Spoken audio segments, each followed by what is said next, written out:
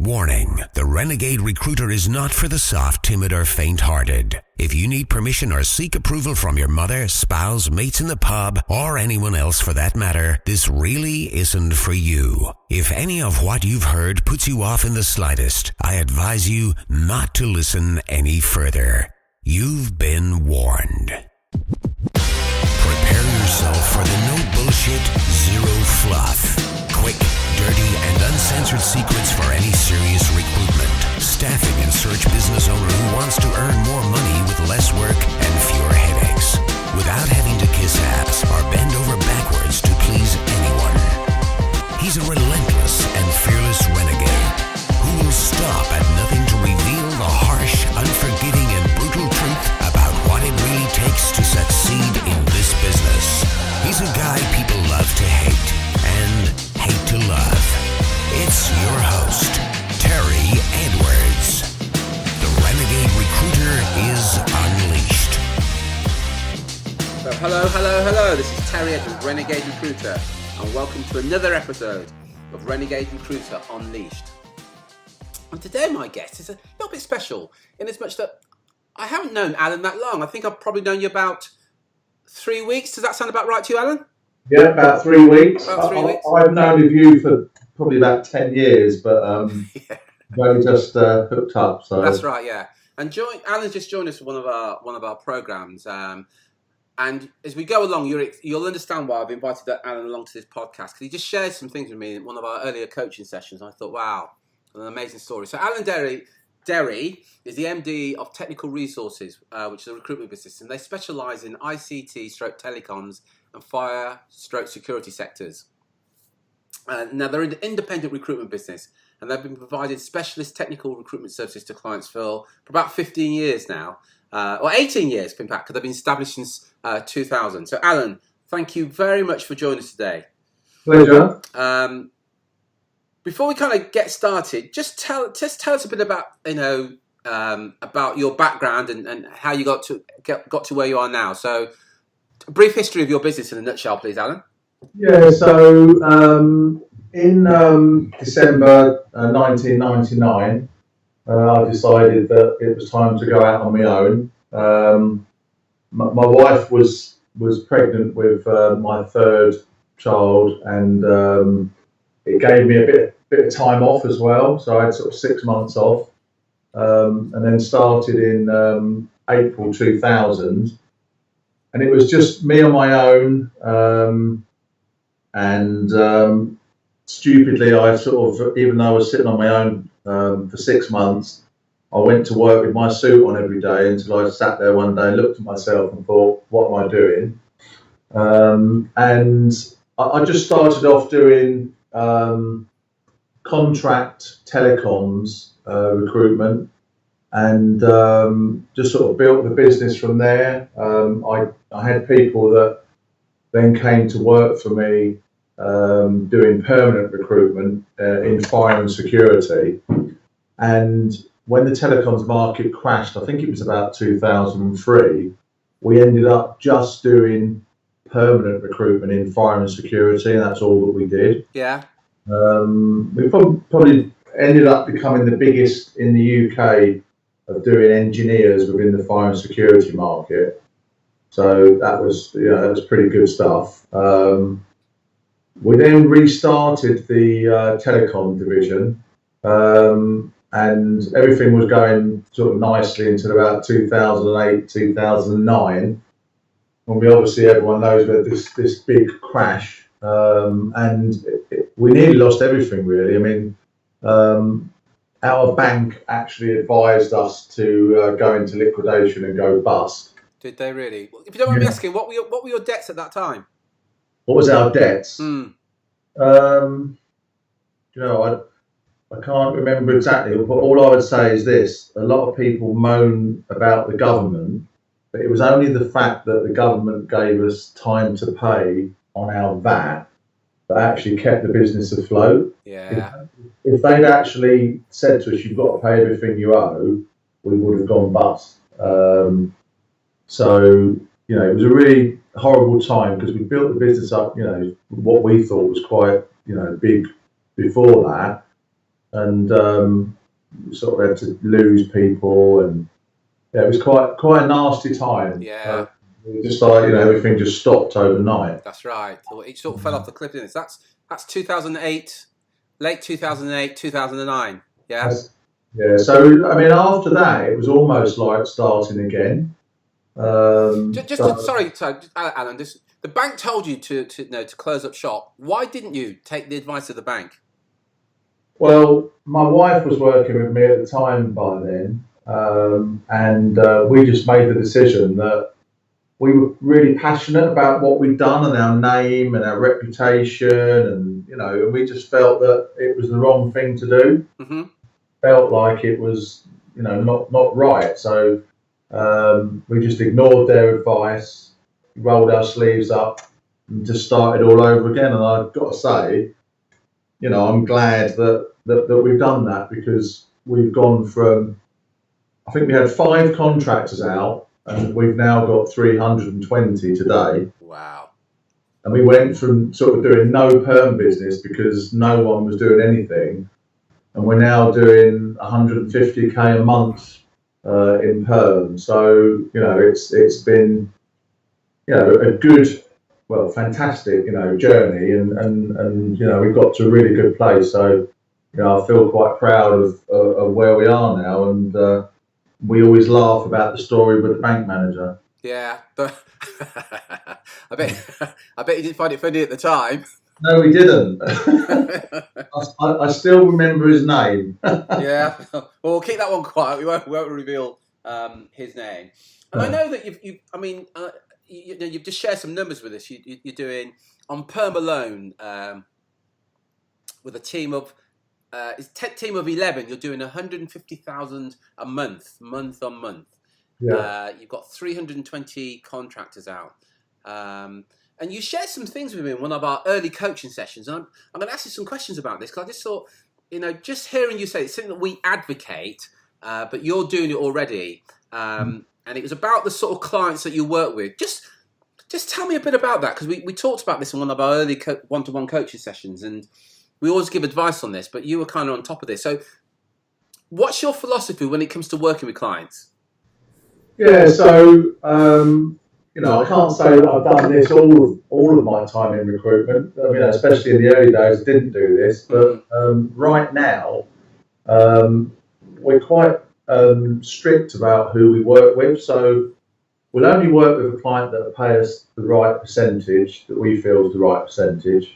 Mm-hmm. So we'll only work with a client that will give us exclusivity, or they'll give us interview slots, or they'll agree to work to our process. So have an agreed time to come back to us on CVs. Although we try not to even work with CVs, to be fair. We're just quite strict about clients that we work with. We only work with clients that we feel that are taking us seriously, and that really are, prepared to work with the way that we want to work. And it means that most of the jobs that you work on, you actually get filled. So much better way of working. Absolutely. So just want to recap on that. You're strict about who you work with. You're one of the things that we encourage our clients to be position themselves as saying, look, it's our business, so our rules. So you're very clear about your rules. It's got to be the right fee, otherwise you say no. It's got to be on exclusive, otherwise you say no. You've got to agree the interview dates, otherwise you say no. You've got to agree to your process, otherwise you say no. They've got to value and respect you, otherwise you're going to say no. Yeah. Fantastic. So often we talk about, I'm being a bit crude here, but so many recruiters are what we call recruitment whores, in as much as they say yes to everybody, anytime.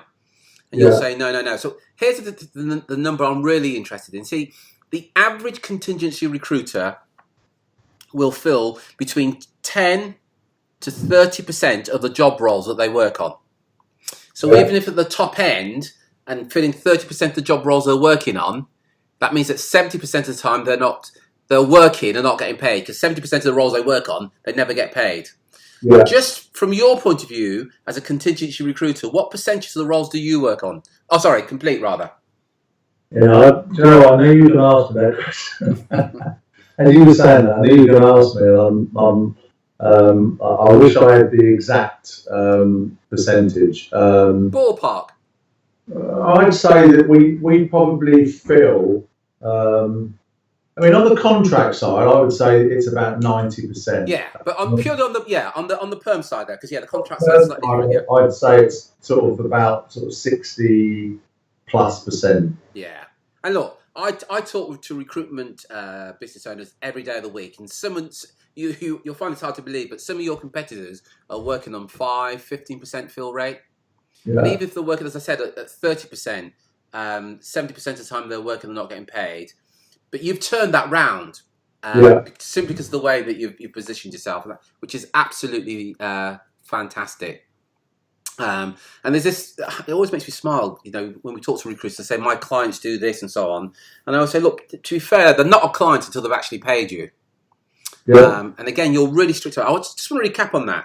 You're saying no unless it's the right fee, on exclusive, you agreed the interview date, they've agreed to your process, and and you know that they value what you do and respect what you do. I'd go even further than that. I'd say that it's about, we call the job being fillable. Mm-hmm. So in other words, the job has to pay the right sort of salary, and we believe that the job is fillable. So right now in London, engineers are really hard to come by. And even if we could get, the right sort of salary, the job's still, in a lot of cases, unfillable because there's just so much work for engineers in London. So it's just about knowing what makes a job fillable in a certain location in the UK as well. Yeah, brilliant. So you're making these decisions rather than clients making these decisions for you. It's one of the reasons I was really keen to do this interview, because we're great believers in what we call modelling success.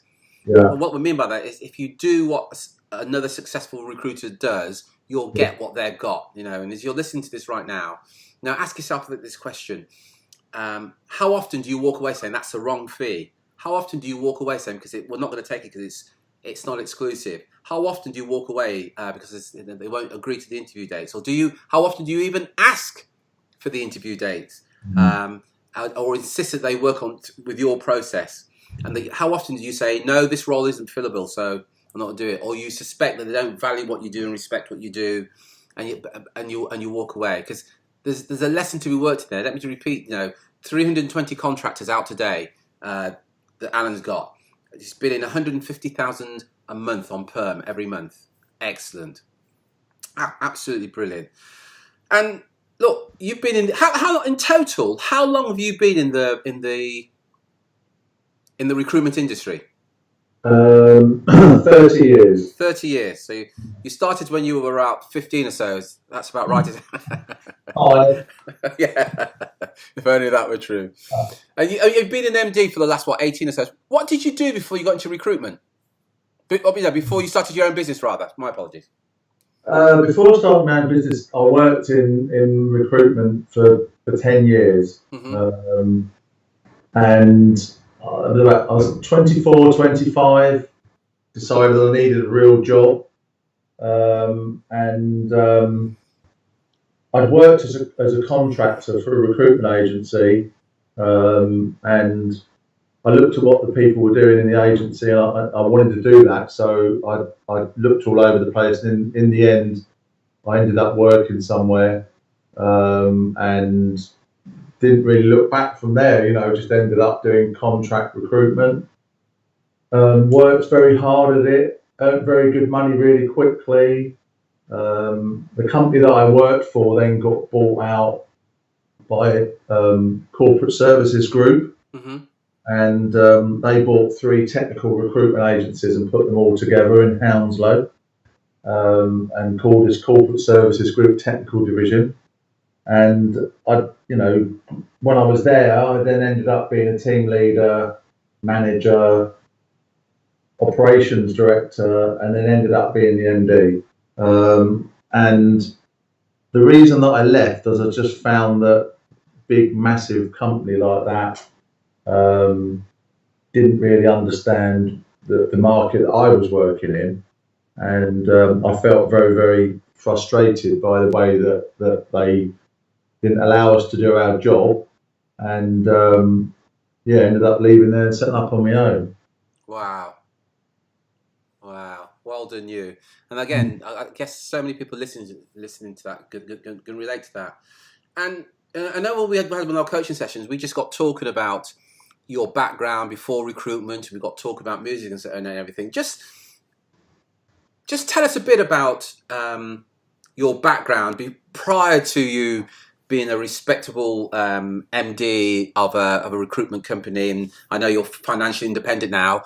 Tell us a bit about your when you were 15, 16 and what you were up to then. In fact, let's go back before that. Let's go back even a bit later than that. Tell us something that not many people know about you, Alan. First of all, before you left school, is there anything interesting that not many people know about you? Yeah, so a lot of people can't believe it actually, but I was actually a choir boy at Westminster Abbey. Wow. I wasn't one of the live-in choir boys. There was we were one of the ones that went there sort of twice a week, and then we did services every now and again at the weekend. Mm-hmm. And one of the teachers at my junior school was involved with the choir, and he picked some people from the school. He gave us all auditions. So yeah, I was really proud of that, and I really did used to enjoy singing in the choir, and not just there. Actually, I did it, for in lots of different places while I was growing up. So so I can say that I sung at Westminster Abbey, but I didn't ever sing at any of the royal weddings. So I was just about to ask you that if you ever sang at the royal weddings, so you never got the chance to do that. I might actually. Make a comeback and do this latest one. I think they're a bit more trendy than most of the other royals. Yeah, good for you. Excellent. So that was your introduction, I guess, into music, and because we were talking, and you talked about your love of music. So was that your early introduction into appreciating music?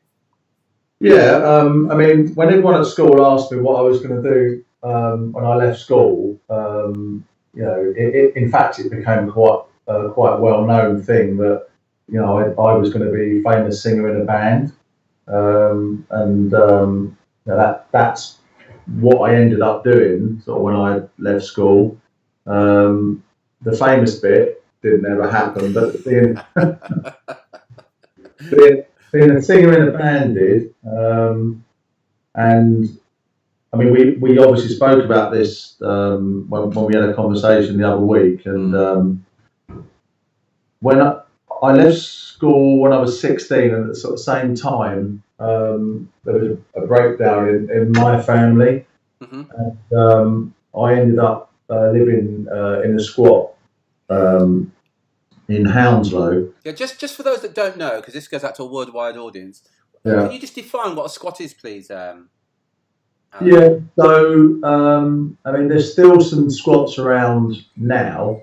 But it was quite rife in those days that a lot of people found houses that were uninhabitable, derelict, council houses that were empty, and moved into them, and in a lot of cases sort of done the houses up, and although they lived rent free, it was somewhere to live because accommodation was hard to come by then. So, that was, and there was a lot of, at the time, with the punk rock music scene, there was a lot of people, in London that were living in squats. So that's where I ended up. At 16. 16. Yeah. Wow. So you just touched on this, and so you were a punk rocker. Yeah. Yeah. So how far? What year are we now? When you became a punk rocker? So from Westminster Abbey to punk rocker. What year are we talking about? So 1977, 78, I was probably what they would call a plastic punk because I was still at school. Mm-hmm. And then when I left school and, I moved into the squad, that was about 1979. Yeah. And I was pretty much like that for almost 10 years, I think, really. So you lived in the squat. You're a punk rocker. Yeah. No doubt big into the punk music. Yeah. Yeah. And now you're managing director of a multi-million-pound recruitment business. My. Out of interest, do you keep in touch with any of those guys that you were squatting with when you were into the punk scene? Yeah. We had a big punk reunion last year, and we're doing another one again this year. That would be the second reunion. I used to hang around with a group of punks called the Witten Punks from Witten, Twickenham way. Mm-hmm. They all used to follow a band called the UK Subs. Yeah. And they're actually still going now. And their singer's grandson actually plays guitar with them every now and again as well. So I still keep in contact with some of the people from then. Yeah. Wow. So as a punk rocker, I'm asking a few questions. So you're squatting, punk music. So was it literally a life of drugs, sex, and rock and roll at that time? Pretty much. I mean, I did do some work, and that was always through a recruitment agency. From I don't know, the age of sort of 17, 18. Mm-hmm. I was in the band. I was arranging lots of gigs for all my friends' bands, and that was pretty much the life, really. I was convinced I was going to make it, be famous, and I'll be sitting here talking to someone else now, not you. What a great life I've had. My mate Ronnie Wood and Jagger. Excellent. You're listening to the Renegade Recruiter Unleashed podcast. For show notes, additional resources, and podcast updates, head over to www.therenegaderecruiter.com. Well, let's go back to that time, and I've got to ask, what was your favourite album of that era? Right, so I used to follow a band called the Ruts, who are from Hayes, and we sort of followed them all over the place, and they had an album out called The Crack, and there's a song that I love on there, which is, funnily enough, not really punk, it's sort of dub. Yeah. They were into sort of reggae as well. Yeah. And so, there's a track on there called Jar War. Okay, let's see if I can find that. Let's have a listen. The air was thick with the smell of oppression. The military joined in angry possession. Attention tight with the strain of repression. Yeah. Is that the track? You're a DJ in the So that's Jar War, the Ruts. That really is more dub than punk rock. It's actually about the riots in Southwood. I don't know if you remember the riots. I do, yeah. Yeah. I've got to ask you another person. Were you involved in those riots, Alan? No. I was too scared to go out that night. Some of my friends went there, but I was a coward. Yeah, good for you. Excellent. So that was your favourite album, The Ruts, and that particular track was Jar War. And again, I we talked a bit some weeks ago, and you were talking about your favourite artist. So share with us, who's your favourite artist? Well, it's quite easy. It's Paul Weller. He was in a great band called The Jam that I used to go and see, and then he then formed the Style Council, which was completely different. And then he then went solo, and he's still going today. I think I've probably been to see him about 100 times. Have you really? Yeah, he's Wow, so a big fan. So go on then. Favourite Paul Weller track? You're not going to be able to get this because you're not that good a DJ, and I bet you won't be able to find it. So it's called Above the Clouds. Okay, Above the Clouds. I know it actually. I'm going to do a quick search for that while I'm there. So Paul Weller, Above the Clouds. That's your favourite Paul Weller track of all. That's quite amazing actually. So Above the Clouds, that would be what, 7-8 years ago? Yeah, probably even more than that, I'd say. Yeah. I've just found it. Hang on one second. So here's Paul Weller, Above the Clouds.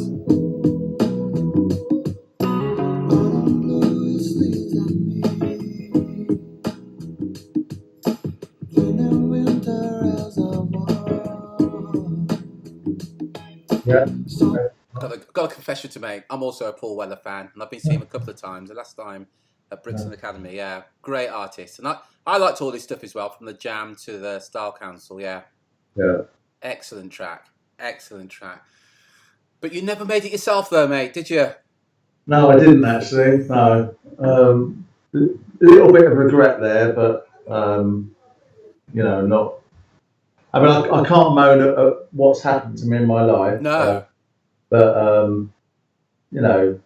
when I actually stopped being in the band, I actually stopped listening to music for about 2 or 3 years. Did you really?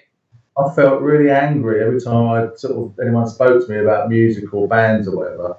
And I suppose really it was my frustration at not making it. Yeah. So how long were you a punk rocker for? 10 years, I think it was. Wow, so 26.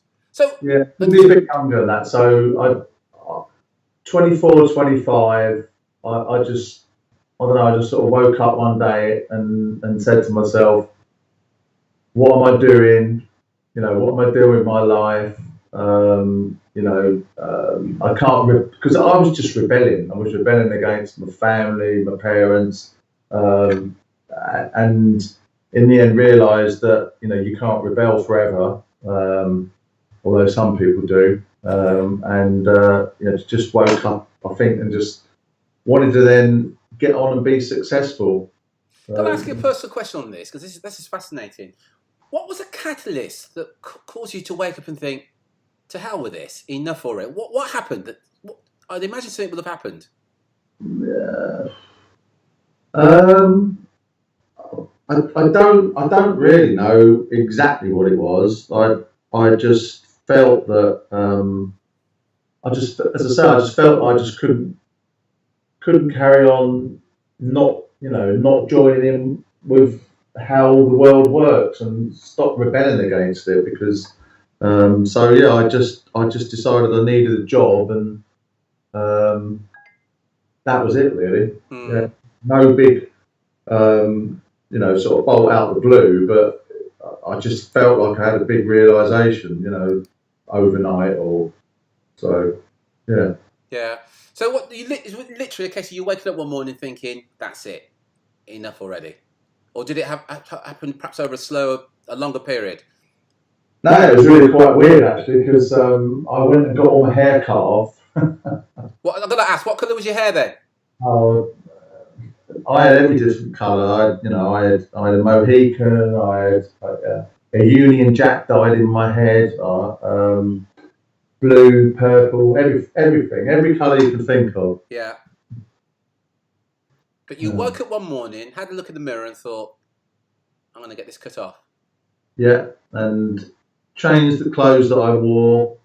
Went and got a proper bed sit. So you moved out. Were you still in the squat then? Yeah, I'd sort of been in and out of it because a girl that I was seeing at the time was stayed with her and her parents. But I ended up getting a bed sit, more of a long-term job, and then just tried to get on the career path, I suppose. Mm. And no, honestly, nobody influenced you to take that path that you're aware of? I mean, not actually at that time. I mean, I've had some big influences, later on in my life to sort of start my own business and things like that. Yeah. sort of right then to actually get to start working. Not really. It sort of came from something from within me, I feel. So yeah. Wow. So you went from rebel punk rocker to respected business owner with a multi-million-pound business. I'm just curious, what were the lessons? What lessons did you learn along the way that you're now eternally grateful for? I mean, we sort of, you sort of touched on perhaps who influenced me and whatever. I think that one of the things that influenced me to start my own business was that I was still working in a corporate services group, and my manager at the time sort of sent me on this Tony Robbins course. Oh yeah, which one? Do you remember the name of it? It's the one where you walk on hot coals. Yeah, Unleash the Power Within. Was it a weekend? Yeah, a weekend in Cardiff it was. Yeah, no, well, I've done it a couple of times actually. Yeah. And I did that, and it really, I mean, it did light a fire under me, and I then, within a really short period of time, I'd left corporate services group and set up on my own, and it was a massive influence to me. So it really did help, and I would advise anyone to go on one of his weekends, because it is actually pretty unbelievable what happens. So you found that as a life changer, attending the Tony Robbins or Anthony Robbins weekend. For those that don't know, Anthony Robbins is a personal development guru, and some would argue, myself included, he's probably one of the best in the world. And from our experience, we find that the clients that we work with that embrace the concept of Tony Robbins tend to do exceptionally well, because they've got this kind of can-do attitude and tend to be more resilient. So I'm not surprised to hear that you attended Tony Robbins, and now you're multi-million-pound recruitment firm. That's very interesting. And from that weekend, and just to let you know, the walking on hot coal, for those that don't know, it's about challenging your limited beliefs. I won't go into the whole thing now, but you identify your limited beliefs, and the walk on the hot coal is more of a symbolic thing about what you can achieve. From your point of view, what was it about that weekend that anything in particular from that weekend when you thought, right, wow, this is it? Well, I mean, I just think that along the way, when I was working in recruitment, I tried to leave and set up on my own 2 or 3 times, and I kept getting promoted. So I was promoted to ops director, and then after that I was promoted to MD. But along the way, I tried to leave and set up on my own. And I suppose it's quite scary, isn't it? Yeah. There's a lot of people talk about doing it, and not a lot of people end up actually doing it. And that just gave me the belief. It just gave me the belief to do it. And I just thought, well, I'll give it a go. And if it doesn't work, then I can always go back and get a job in recruitment working with someone else. And, it was, it just pushed me and helped me. So, yeah, big influence. So I keep going. Sorry about this, but I keep going about this. Look, you're a punk rocker in a squat, and to where you are now with a multi-million-pound business. Yeah. What was it in particular? I'm going to really push on this about that weekend at Tony Robbins that made you then say, right, no, I've got to do it. I've got to go for my own and create this vision, I guess. I suppose really that if I sort of delve into it, really, I think that I came from nothing. So I didn't have anything. My mum and dad didn't ever have a lot of money. All I ever remember mum and dad talking about it, and they're still the same now, is how they've got no money and how much everything costs. And I grew up like that. I then was obviously even worse living in a squat. We didn't ever have any money, and I now look back and think, I don't know how I actually survived. And I think really that I've always had this thing that I wanted money to not be in control of me. I wanted to be in control of money and in control of my own destiny. And it was probably that really that, along with what happened with the Tony Robbins weekend, that really sort of pushed that and helped me sort of move forward and get to the position that I am, that I'm now, I suppose. Yeah, excellent. There's a theory that there's a psychological difference between being poor and broke, and that poor is a mindset, and if you're poor, it's often to do with your mindset. And broke it's also a mindset, but poor people tend to stay poor. Broke people, it's a temporary thing. And what I get from what you just shared with me there is that you acknowledge at some level that perhaps you're surrounded by poor people who would complain about the financial situation, whereas you saw it as being broke and you could do something about it and take control of it. Yeah. That's a really interesting viewpoint you got there. That's excellent. Although, it's I don't know. I suppose I could have been one of those people as well. It was definitely the Robbins thing that made you realise that that you can do anything that you want to. I think that's what it is. Anyone can do anything they want. Yeah, and some things you said earlier. I know people listening to go, well, I can't do that because I don't know. I'm too tall, too fat, too short, too black, too white, too old, too young, and all that BS. And it is, quite frankly, it's BS. And hopefully, just listening to you, that you can come from where you came from. Punk rock, drugs, sex, and rock and roll to a multi-million-pound business. There are so many questions, but a question that's kind of burned away at me is, knowing what you know now, what would you do differently? I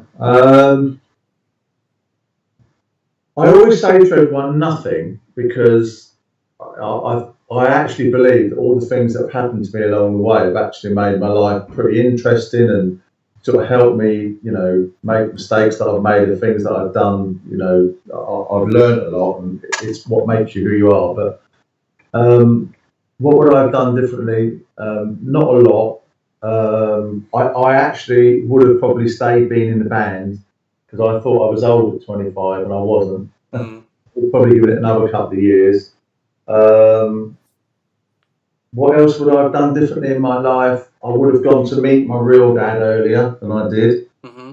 How old were you when you met him? It was about 1995, so maths isn't working very well at the moment. Yeah, so you don't know how old you were then. So I'm trying to think.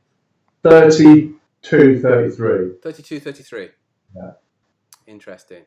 Mm. So the first, you met your dad at 32, 33. Yeah. Excellent. That's absolutely fascinating. Look, you've met a lot of recruiters and a lot of consultants and I guess a few business owners. In your humble opinion, what do you think are the personality traits of the most successful recruitment business owners? I think that they're really good coaches. They're good with people. I think they're firm but fair. Mm-hmm. Work to targets. I think they're people that need to win rather than want to win. What do you mean? What's your definition of that? What that means? The reason I came up with that, I wrote it on my board that's in front of me now in my office. We were looking at what makes a good recruitment consultant not that long ago, and that was one of the things that we wrote down was that someone that needs to win. So I don't know, if you look at, say, the England rugby team that won the World Cup. For me, they were like people that needed to win. They were going to win no matter what. Rather than like, I'd like to win. It was quite nice. Oh, but don't worry, we drew or we lost. Yeah. I don't know. It takes it to another level. It does. It's interesting you said that. We find that with the really successful guys. I talk to recruitment business owners every day of the week, and you can just ask a few questions, and you can identify those that there's no. It would be nice to do well. It's no, Terry. I'm totally committed to achieving, and it's a question we always ask as well: how committed you are to achieving your goal. And they all recruitment business owners say, "I'm totally committed," but commitment is more than just saying it. It's actually taking action. What's interesting, only about 20% will actually do something, But Yeah. everybody will say, no, I'm really committed. And we actually know most of the time that that's really interesting. It's a good quote there. Need to win, not want to win or nice to win. Excellent. Excellent. And what advice would you give to somebody that was about to embark on the career as a recruitment business owner? Because we've got guys listening to this who are maybe thinking about it. What's the piece of advice you'd give to somebody that's perhaps what you were, when you were in your late 20s, early 30s, you went off on your own? What's the piece of advice you'd give to them? I think the number one thing that I would say, and people are going to say that I'm just saying this because I'm on this chat with you, but go and join up with Terry's coaching club. And the reason being is it's not just Terry that's going to help you. It's all the other business owners that have learned things along the way. And although you feel that they might be your competitors, it's quite surprising that, in a way, they're not really when it comes to it. And they can give you invaluable help and advice. And if you don't sign up to that, just get a coach or a mentor. I think that's going to help. And I did a lot of stuff on my own at the beginning, and it made it really hard. Yeah, that's interesting. And then some people going, oh, yeah, well, you're bound to say that. But here's something worth considering.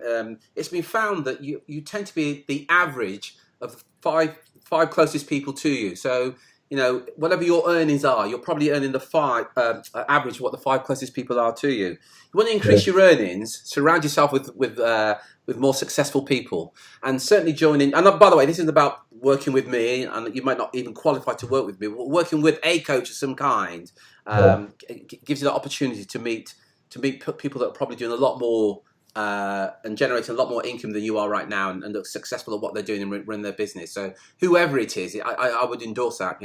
You wouldn't go and climb Mount Everest without getting some support around you. Why on earth would you embark on looking to build a business without support? You're absolutely right. I've got so many questions, but here's a question I'm going to ask you that I'm always fascinated. What's the book that you'd recommend to business owners? And I know you could do a lot worse than reading any of my books that are all available on Amazon. But anyway, that aside, on a serious point, Alan, are there any books that you would recommend to a recruitment or search firm owner? Yeah, I mean, I touched on it earlier, didn't I, about the Clive Woodward thing. I'm not a massive rugby fan. I love watching England play rugby. I'm more of a football man. But when I read Clive Woodward's book, I was actually blown away by the way that he took, they were part-time rugby players, and he actually turned them all into elite athletes, and took them on to win, the biggest prize. And really silly little things like they had a vision coach, and they say that the vision coach helped them sort of before Johnny Wilkinson was taking the drop kick that won the World Cup. He knew where everyone was on the pitch, and the vision coach had helped him and trained him into, getting a picture of everyone on the pitch by looking all over the place and programming it back into your brain. And I think that it's exactly the same in business and in recruitment, that the lessons that you learn and the things that you put in place, if you put those things in place, then it'll make you very successful in your life and in your career and in your business. Yeah, and I would endorse that book, by the way. It's called Winning by Clive Woodward. And for those that don't know, Clive Woodward is a former England manager, wasn't he, of England Rugby Union football team, and they won the World Cup. And what was also interesting in that book is he applied a lot of business principles to sport, and he talked about commitment. He talked about discipline and professionalism, and there are so many lessons in that book. I would agree. It is a great book. It's a book that we actually recommend to our clients to either read, and we recommend audiobooks. And get it if you can get it on an audiobook. It is a great book. But it's Clive Woodward, and the book's called Winning. That's a great shout. Absolutely, it's a really, really good thing there. So that's the book. Any courses that you'd recommend? By the way, I'm not touting for business. Apart from working with me, that isn't about that. Anybody else that you'd recommend recruitment and search firm owners to get to where you are, where you're, multi-million-pound firm? I mean, I think that any books that you can read, any business type books are great. I've already mentioned Anthony Robbins. I've read a lot of his stuff, and I think it's great. One of my other favourite books, not necessarily just for recruitment people, but I actually think that everyone should make their kids and everyone read this book. It's called The Richest Man in Babylon. Yeah, know it well. I would agree with you. Good shout. Excellent shout. Yeah. Yeah. Yeah. And it just very quickly, I talked earlier about being broke and being poor. There's some massive lessons in there about the richest man in Babylon. It's just a story, but yeah, great shout. It's by Richard. Is it Clayson? Kaysen? I should know. Yeah, I should as well, actually. But yeah, either way, get the book. I'm going to look it up. Just looking at my bookshelf, that someone's stolen it or given it. Yeah, I'll either.